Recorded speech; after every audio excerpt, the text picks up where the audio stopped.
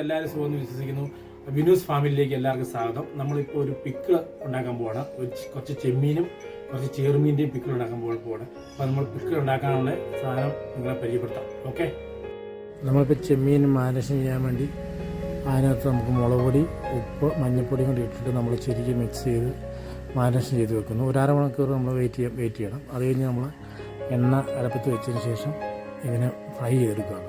കരിയാപ്പിലേക്ക് ഇട്ട് നല്ലോണം ഫ്രൈ ചെയ്തെടുത്തിട്ട് നമ്മൾ പിന്നെ ചെമ്മീനും ഫ്രൈ ചെയ്തെടുത്തതിന് ശേഷം നമ്മൾ മസാല ചേർക്കുന്നതെന്ന് വെച്ചാൽ ഫ്രൈ ചെയ്തതിൻ്റെ ബാക്കി വരുന്ന ഓയിലിനകത്ത് നമ്മൾ ആവശ്യമുള്ള ഓയിലെടുത്തിട്ട് അതിനകത്ത് നമുക്ക് ഇഞ്ചിയും വെളുത്തുള്ളിയും കുറച്ച് പേസ്റ്റ് അല്ലാത്ത കൂടെ മിക്സ് ചെയ്ത് അത് നല്ലോണം മൂപ്പിച്ച് കഴിഞ്ഞതിന് ശേഷം നമ്മൾ തീ ഓഫ് ചെയ്തിട്ട് അതിനകത്തോട്ട് നമ്മൾ മുളക് പൊടി ആഡ് ചെയ്യുന്നു. അത് ചട്ടിയുടെ ചൂടുള്ളതുകൊണ്ട് അല്ലെങ്കിൽ മുളക് പൊടി കരിഞ്ഞു പോകും.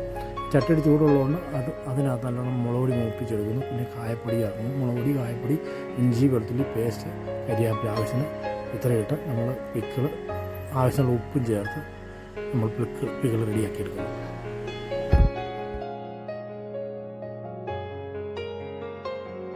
നമ്മളിപ്പോൾ 2 ലിറ്റർ എണ്ണയാണ് യൂസ് ചെയ്യുന്നത്. നല്ലെണ്ണയാണ്. നല്ലെണ്ണയ്ക്കകത്ത് ഇട്ടാലല്ല പോകുന്നതെന്ന് വെച്ചാൽ നമ്മൾ കുറച്ച് ദിവസം കൂടുതൽ വെക്കണമെന്ന് രീതിയിൽ അത് കേടാകായിരുന്നു നല്ലെണ്ണയ്ക്ക് തരുമ്പോൾ.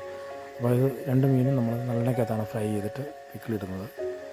അന്നേരം ആ ചേറുമീനും നമ്മൾ അത് നല്ലെണ്ണയ്ക്കകത്താണ് ചെയ്യുന്നത്. 2 മീൻ നമ്മൾ കുറച്ച് ദിവസം ഇരിക്കണമെങ്കിൽ നല്ലെണ്ണയാണ് അച്ചാറിന് ഏറ്റവും ബെസ്റ്റ്. നമ്മൾ കരിയാപ്പിലേക്ക് ഇട്ട് നന്നായി ഫ്രൈ ചെയ്ത് എടുത്തിട്ട് നമ്മൾ അച്ചാറിടാൻ പോവുകയാണ്. നിങ്ങൾക്ക് ഈ വീഡിയോ ഇഷ്ടപ്പെട്ടെങ്കിൽ ലൈക്ക് ചെയ്യുക, സബ്സ്ക്രൈബ് ചെയ്യുക.